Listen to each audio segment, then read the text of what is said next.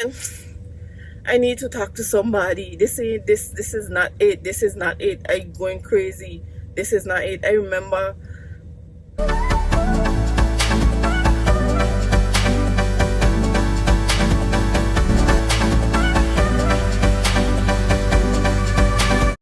Hi everyone, welcome back to Her Lex Havens page. My name is Neressa and today I'm back with a video about mental health. Since this month is mental health month, I felt like I needed to share my experiences with mental health. I have been to therapy or counseling three or four different times in my life. The first experience I had with counseling was my first semester in college. I went to a state and city that I'd never been to, Florida, Jacksonville, Florida. I had never been to Florida before going to college, so I was homesick. I didn't have any friends there. I chose a school where they didn't have Tatola people because that was my choice. I didn't want to be around persons I knew. I wanted to grow. I wanted to navigate life, if that makes sense, by myself. So there was no Tatola people there. I had no friends there, no family there. So I was homesick, as well as I was in a long distance relationship. And at the time, the major that I studied, it was very hard. Like I was actually failing. So I was going through it. So I was like, man, I need to talk to somebody. This is not it. This is not it. I'm going crazy. This is not it. I remember staying in my room a Sunday the whole day. I didn't come out. Like I was depressed that day, and I was like, this is not it. I need to speak with somebody. So I looked at the college website and I searched for the counseling services. And I scheduled an appointment and I went. For all the college students out there, you already paid for these services in your tuition. There are lists of services you already pay for. So even the pens and shirts, they're not free. You paid for them. So counseling services, you already paid for it in your tuition. So I encourage you to take advantage of the services. Right, so I made my appointment and I went to the counseling center. The first thing they ask you to do is complete a questionnaire.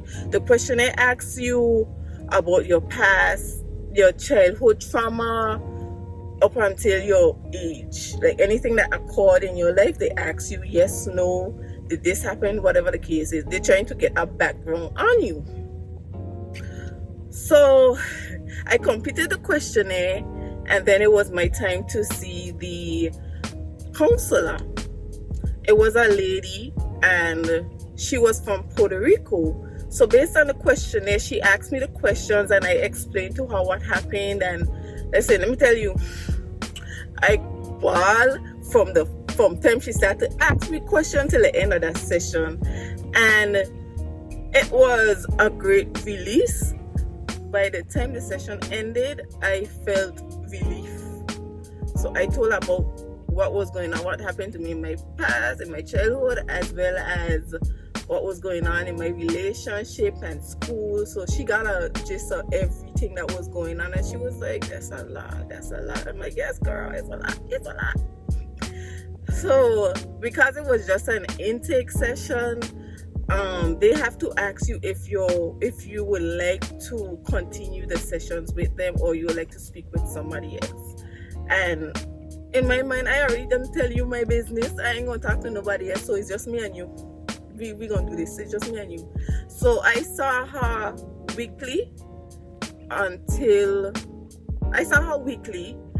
as time go by, as you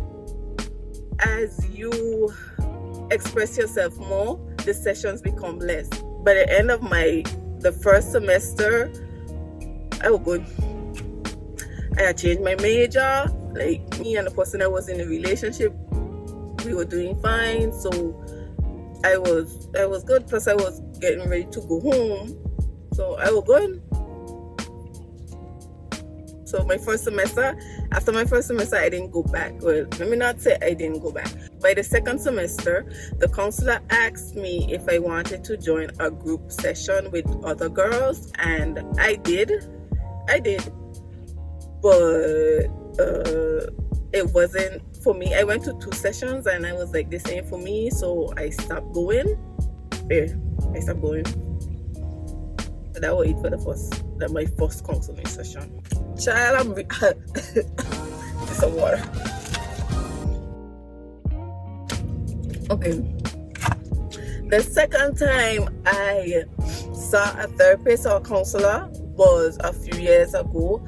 I was gearing up to launch my cosmetics company, Anja Beauty, as well as I wanted to take the blog to another level. At the time, I was blogging under a pseudonym, Riley Hopper, because I didn't want people to know I was blogging.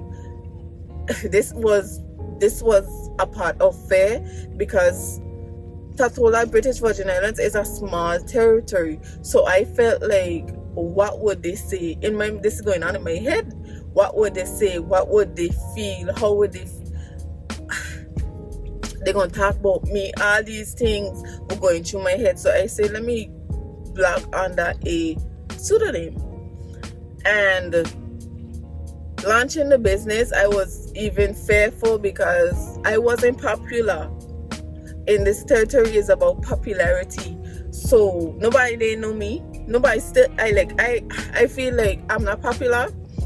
People don't know me, and they feel because people don't know me and I'm not an out there person, I am a quiet person. So I was like, who is gonna buy my stuff? But I know this is my dream. I know I have to do it, so this has to be done. So I contacted the wellness center located on Pear Park, Tatola, British Virgin Islands, and the young lady gave me an appointment, and I went to my appointment with Ashley, and she honestly helped me a lot. I went to her, I explained to her what I needed, what was my goal, what I needed to be done, and she gave me homework and various tools. The homework would be, say, I have anxiety, not as bad as before, but I have anxiety. So there were certain things that I would be fearful of doing. For instance, like, say I needed to speak with somebody in higher authority, I would put it off, procrastinate. It's a part of procrastination. I would put it off and be like, I could do that another day. I don't have to do it now. But no, I have to do it now. So she would give me homework, as in, during this week, you would speak to somebody and just speak to a random person.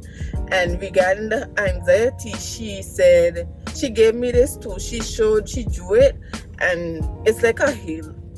The first time you do a task, you go up the hill, the highest hill, and then as soon as you do it, you come down. So that's the highest hill. The second time you do it, the hill would be smaller. So the more I did it, the hill goes smaller. So this is me going down every time I do it, every time I do something, until it comes flat. So she showed me that, and I was like, you're right, you're good. So that's what I try to do every time I do something. And the sessions with her, as with the other one, I used to go weekly until things started to get better, and then I would go every 2 weeks until, she had to move away. But I'm really grateful for her, because I launched my business and I'm doing these YouTube videos. I still get anxiety, but it's not as bad as before. I'm not as fearful as before. And now I'm trying to do public speaking at church, and it still comes up, but it's not as bad as before. Every time I do it, it gets a little easier. So the last time, the third and fourth time I've been to a counselor is with my pastor, my current pastor, Sandra Thomas, Evangelist Sandra Thomas. She basically is there for my spiritual guidance. She guides and trains me and other persons into being what God called us to be. God reveals certain things to me, and I would speak to her about them, and she would place me where I need to be so that I can be used for God's glory in the best position, if that makes sense. So those are my 3 or 4 times I've been to a counselor therapist. In the beginning, it was a bit rough, but as the years went by, it got easier. The burden was lifted. This is why I can do these YouTube videos and the blog, is because I knew I needed to clear up some stuff. I knew I needed help, so I sought that help in order to do what I'm doing right now, in order to continue doing what I need to do. I sought help. I continue to seek help, because doing these YouTube videos is not easy. It is not easy. So if I have an issue, I would seek help. And I encourage anyone who feels the need to speak with somebody, you just speak with somebody. Call a therapist. I know you probably feel like Tatola is a small place or your country is a small place, but there are persons that are qualified that you can speak to, but they are qualified. These people are trained to not tell your business, basically. They shouldn't tell your business. But I encourage anyone who is going through a certain situation to speak with somebody. Speak with a professional. Speak with a pastor. If you don't trust your pastor, speak with a professional. I encourage you. Also, I personally know work can be very difficult in these times. Even those who are not working, I know things are difficult. And I encourage you to speak with somebody you trust. Also, those of you who are working, I encourage you to take mental health days. I take mental health days every now and again when I feel like, you can feel when it's overbearing. You can feel it. When I feel like it's overbearing, I take a mental health day. You are allotted 12 to 14 sick days a year. Take them. If you need a day, take it. If you need a couple days, take it. I call them mental health days, and that's just that. So I encourage you to be in tune with yourself. Know when you need a break. Know when you need to speak with somebody. There's always somebody who is willing to listen, but they don't know if you don't speak. Don't go through life like you can handle everything. You can't handle everything. There's only so much this little brain could take. You need to speak with someone. If it's not your pastor, seek professional help. I encourage you. That's it for me today. I hope you learned something from this video, and I hope you seek help. Thank you, and visit herluxhaven.com. You can follow us, Herluxhaven YouTube, Herluxhaven Twitter. Everything is Herluxhaven. Bye until next time.